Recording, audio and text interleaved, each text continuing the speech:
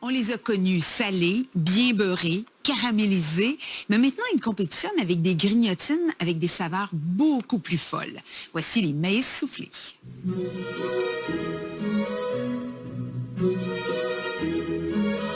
Ce petit grain a fait pop pour la première fois il y a près de 7000 ans. De nos jours, le maïs soufflé emprunte les saveurs prisées des croustilles. Ketchup, vinaigre, barbecue et aussi tarte aux pommes. Si des multinationales comme Kernels et Clubhouse sont très présentes sur les tablettes, de plus petites entreprises locales se faufilent dans le marché de l'assaisonnement pour cette grignotine. En épicerie, on trouve surtout des grains qui éclatent en forme de papillon. C'est l'idéal pour assaisonner le maïs soufflé à la maison. Le grain qui, une fois soufflé, ressemble à un champignon est plus populaire dans l'industrie qui l'enrobe de caramel.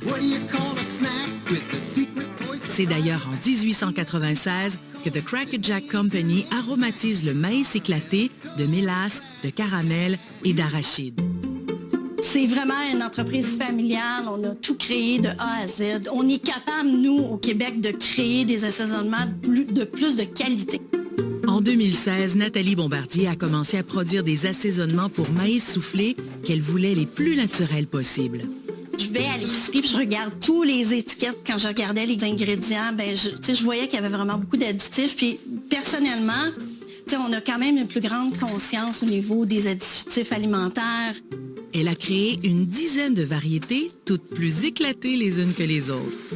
J'ai des saveurs qui sont vraiment très inusitées. Brioche à la cannelle, cajun piquant, barbecue à l'érable, Nathalie s'amuse. C'est sûr qu'on part avec la base de quelque chose qu'on connaît. Je suis allée faire des recherches sur quelle épice, quelle herbe était pour me donner le goût que je recherchais. Donc, j'ai acheté des quantités industrielles d'épices et d'herbes, fait tous ces mélanges-là. C'est un monde de possibilités. L'entrepreneur nous prépare sa recette d'assaisonnement, sel rose et vinaigre. On commence par un peu de popcorn.